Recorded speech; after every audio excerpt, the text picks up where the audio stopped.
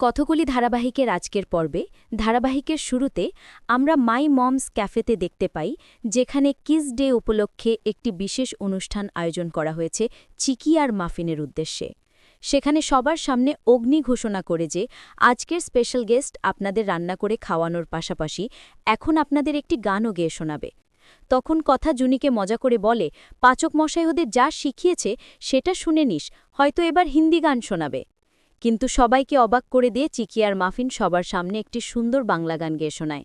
গান শেষে দুই বাচ্চা দৌড়ে কথার কাছে এসে দাঁড়ায় আর কথা তাদের দুজনের কপালে স্নেহভরে চুমু খায়। এরপর কথা এভির দিকে তাকিয়ে বলে, তোমার এই প্রচেষ্টা দেখে আমার সত্যিই খুব ভালো লাগছে, তবে তুমি যেটা কেন করছো সেটা আমি ঠিকই বুঝতে পারছি। অন্যদিকে এভি মনে মনে ভাবে, তুই হয়তো ঠিকই বুঝেছিস, আমি ইচ্ছে করেই ওদের গান শিখিয়েছি, তবে আমি চাই ওরা যেন আমার মতো জীবন না কাটায়, ওরা যেন নিজেদের মতো করে বড় হয়।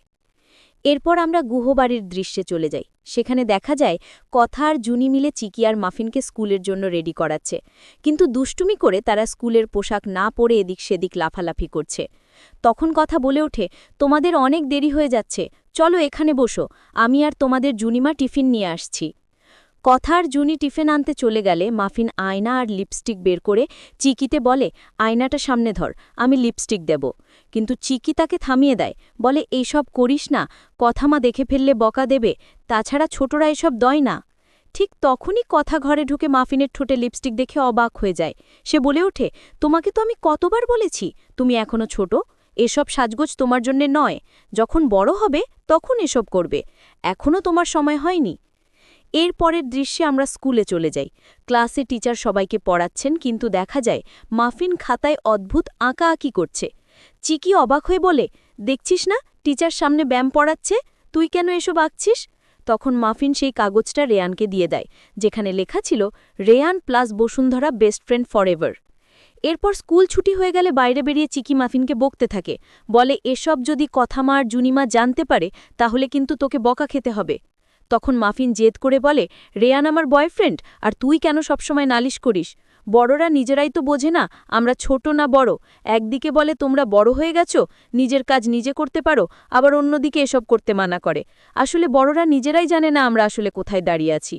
পরে দেখা যায় রেয়ানের সাথে দেখা করতে মাফিন এগিয়ে যায়, কিন্তু চিকি তাকে বাধা দিয়ে বলে, এখনই আমার সাথে গাড়িতে উঠে বসবি, না হলে আমি সব বলে দেব কথা মাকে, তারপর বুঝবি কেমন শাস্তি পেতে হয়।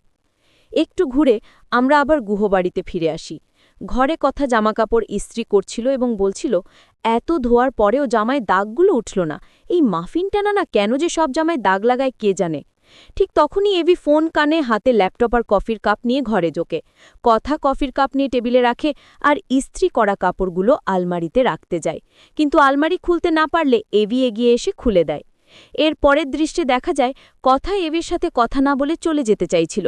ঠিক তখনই এভি কথাকে বুকার সাথে জড়িয়ে ধরে বলে, আমি তোকে কোত্থাও যেতে দেব না, তুই জানিস না আমি তোকে ছাড়া থাকতে পারি না, তুই আমার সাথে কথা বলছিস না কেন?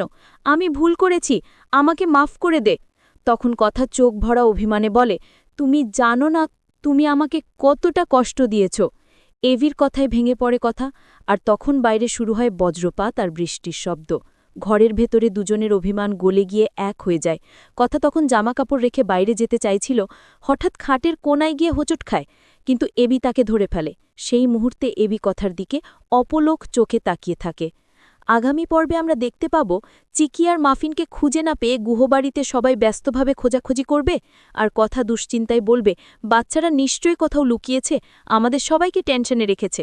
অন্যদিকে আমরা দেখব কিছু গুন্ডা চিকি আর মাফিনকে তুলে নিয়ে গেছে, আর মাফিন চিৎকার করে কাঁদতে কাঁদতে বলছে, কথা মা আমাদের বাঁচাও।